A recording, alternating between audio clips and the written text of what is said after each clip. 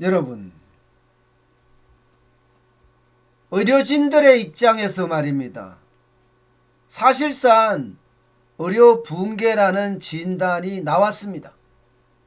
아직까지 정부는 의료 붕괴라는 단어를 쓰고 있지 않지만 청와대 청원 게시판에 올라간 글을 보면 말입니다. 사실상 의료 붕괴입니다.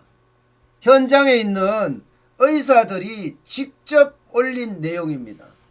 아직 의료 붕괴가 아닌 걸까요? 이미 붕괴라고 생각을 합니다. 하고 현장에 있는 의사가 직접 올린 글입니다. 이것을 보면 말입니다. 지금 현장의 의사들의 절규는 가히 짐작하고도 남습니다. 여러분, 어떤 치료도 못하고 사람들이 죽어나가는 것을 보고 있다면 이것은요, 어떻게 할 수가 없습니다. 어떻게 할 수가 없어요. 그만큼 지금 심각하다는 거예요. 심각하다. 저는 청와대 청원 게시판에 이렇게까지 올라왔다는 자체는 지금 사실상 의료 붕괴라고 이야기할 수 있는 겁니다.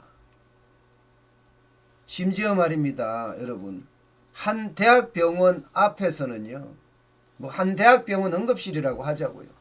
여기서는요, 진짜 의료 붕괴에 대한 후진국에서나 있을 법한 일들이 지금 엄청나게 벌어지고 있습니다. 119 구급차에 실려온 환자, 심전지 환자가 응급실 문턱을 밟지도 못하고 돌아가시는 그런 사태가 계속 발생을 하고요. 만약에 이런 경우 코로나19의 감염병 환자였는데 응압 격리 병상으로 옮겼다면 어떻게 됐을까? 좀 나아졌지 않을까? 이런 생각을 하고요. 그 대학병원의 응급실은 이미 코로나19 환자로 꽉 차 있기 때문에 들어갈 공간이 없었습니다. 심지어 말입니다. 이 대학병원에서는 이게 동아일보에서 보도한 건데요. 치료를 받다가 숨진 다른 코로나19 환자의 시신이 사흘 동안 응급실에 머물러야 했대요. 아이고, 충격적이죠. 충격적입니다. 그러니까 이 지금 난리가 난 이 응급실에 사흘 동안 돌아가신 환자의 시신이 사흘 동안 머물렀다 그러면 이것은 의료대란 맞죠. 저는 정부가 현상에 대한 정확한 인식이 중요하다고 생각을 해요. 정확한 인식을 하지 않고 또 탁상공론식으로 대응을 하면 위드 코로나 대책과 마찬가지로 최악으로 갈 수가 있습니다. 응급실에 사망한 시신이 3일간 머물렀다는 것은 그만큼 심각하다는 반증입니다. 게다가 장사시설을 이용하는 순번을 기다렸기 때문이라고 이야기를 하는데 그렇다고 하더라도 심각한 상황 그 자체죠. 이처럼 말입니다. 119 구급차를 타고 간 환자가 응급실에 들어오지도 못하고 돌아가시는 경우, 그리고 치료를 받다가 숨진 환자가 3일 동안 응급실에 머물러야 했던 경우, 이게 여러분 의료 붕괴가 아니라면 대체 무엇이 의료 붕괴인지 솔직히 궁금합니다. 저는 이런 데 대한 정확한 현상을 파악하지 못하고 있는 것 아닌가, 저는 그런 생각을 해봐요. 요즘 말입니다. 여러분, 절대 아프면 안 됩니다. 아프면요 이제 일반 환자들에게까지도 피해가 미치기 시작했어요. 아니, 일반 환자도 입원을 할 수가 없습니다. 일반적으로 말입니다. 이 코로나19의 환자의 치료에 집중하면서 부수적 피해가 계속 발생을 한다는 겁니다. 일반 환자들이 입원할 병상이 부족했다는 거예요.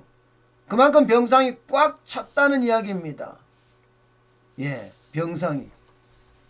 그러니까 일반 환자까지 피해가 오고 있으면 이거는 여러분 100% 의료 붕괴라고 할 수가 있습니다. 저는 정부가 이런 정확한 판단에 근거해서 모든 대책을 내놔야지 또 무조건적인 쇼식으로 쇼하는 식으로 대책을 내놓으면 이번과 같은 그런 최악의 상황에 빠질 수밖에 저는 없다고 생각을 합니다.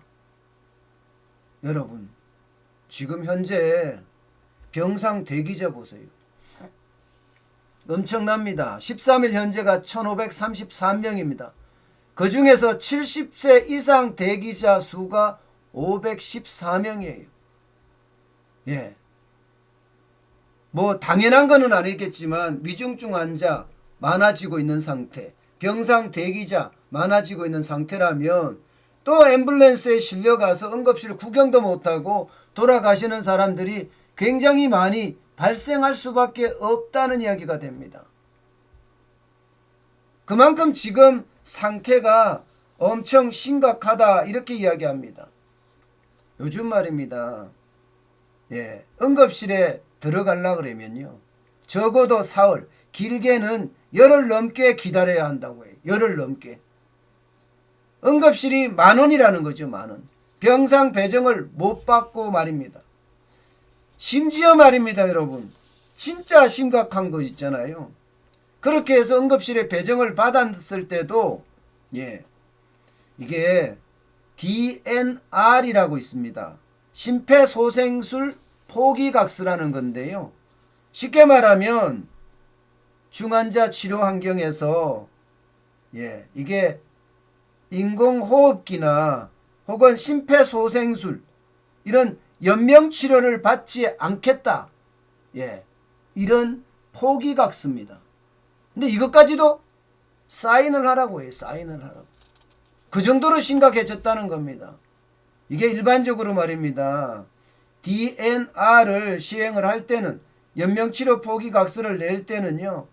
환자들에게 굉장히 이게 깐깐하게 시행이 되는 거예요. 단순하게 시행되는 일이 아닙니다. 그런데도 불구하고 이렇게밖에 할 수 없다는 거 이것은요. 다른 사람에게 어떻게든 연명 포기각서를 써가면서 치료의 기회를 얻겠다는 이야기, 치료의 기회를 얻겠다는 그 정도로 심각해졌다는 이야기입니다. 문제는 이게 앞으로도 가라앉지 않을 것 같아요. 이 상황이. 이 상황이 진짜 심각하다고 지금 보입니다. 여러분 이 지표에서 보시는 것처럼 이미 의료진의 대응 능력은요.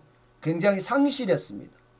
지금 12월 첫째 주에 환자 발생 수에 대비해서 의료진이 대응할 수 있는 능력이 11월 첫째 주에 이미 넘었습니다. 수도권에는 111.2%까지 넘었는데 12월 둘째 주에는요 127.5%까지 위험도가 굉장히 매우 높은 단계에 가 있습니다. 매우 높은 단계에.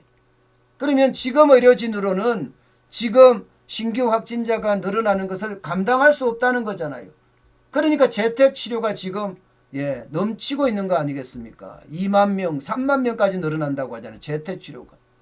비수도권도 마찬가지입니다. 12월 첫째 주는 49.8%였던 것이 12월 둘째 주는 77.7%까지 매우 높은 단계까지 올라갔습니다. 그만큼 의료진도 지금 지칠 대로 지쳐가고 있다는 이야기입니다. 이제 더 이상 의료진도 감당할 수 없다는 이야기예요. 이게 하루 이틀도 아니고 벌써 2년째 가까이 돼갑니다. 2년째 환자들을 돌보는 의료진을 생각하면 의료진이 이걸 버티는 것도 진짜 어렵죠. 어렵죠. 심지어 말입니다. 지금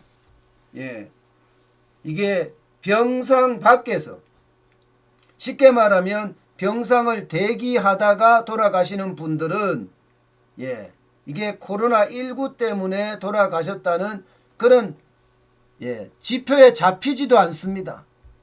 근데 지금 사실 하루에 지금 많게는 80명까지 사망자가 나타나고 있잖아요. 병상 대기자들 그 외에 지금 다른 질환으로 돌아가시는 분들까지 하면 지금 엄청나다는 거예요. 엄청나다. 문제는요, 여기서 지금 끝날 것 같지가 않아요. 여기서 끝날 것 같지가 않아요. 이미 의료진의 대응도 한계에 왔는데 지금 코로나19의 신규 확진자는 계속 늘어나잖아요. 이번 주에는 8,000명까지도 갈 수 있다는 그런 통계가 나옵니다. 예, 오늘 0시부로는 지금 코로나 라이브에서 제가 보니까 5,386명이거든요. 그런데 이게 전체 전국 집계가 되면 한 6,000명 안팎이 될 것 같습니다. 그러면 이제 내일이 수요일입니다.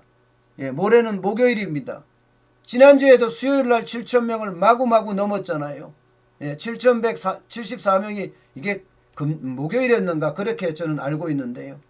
예, 올해도 이번 주도 지금 엄청난 고비라는 거예요. 8,000명이 넘어서면 이게 여러분 더 이상 방법이 없어요. 진짜 뭐라고 이야기해야 돼요? 망연자실도 아닙니다. 이거는요 엄청난 공포가 몰려올 겁니다. 엄청난 공포가. 게다가 3만 명까지도 간다고 이야기가 나올 정도면요 여러분, 야, K방역은 이제 어디로 가고요? 이제는 공포의 방역이 시작되지 않을까 그렇게 예측을 합니다. 아마 정부의 특단의 조치도 아마 이번 주에 나오지 않겠어요? 이번 주에 나올 거라고 저는 봅니다. 결국 거리두기 4단계식에 낮에는 4명까지 모임을 허락하고 방역 패스, 쉽게 말하면 코로나19의 백신 접종을 안 한 사람들은 혼자만 밥 먹게 한다. 영업 제한도 밤 10시까지 영업 제한을 할 거다. 뭐 이런 이야기가 이미 나오고 있는 걸 봐서는요. 이번 주에 특단의 조치가 발표가 될 것 같아요. 그렇게 되면 또 한번 우리 사회에는 코로나 통금이 걸리고 그에 따라서 경제가 일단 멈춤으로 또 바뀔 겁니다. 일단 멈춤으로. 이게 여러분 심각한 정도가 그 어느 때보다 크다. 이렇게 얘기할 수 있습니다. 참 안타깝고 또 안타까운 일입니다.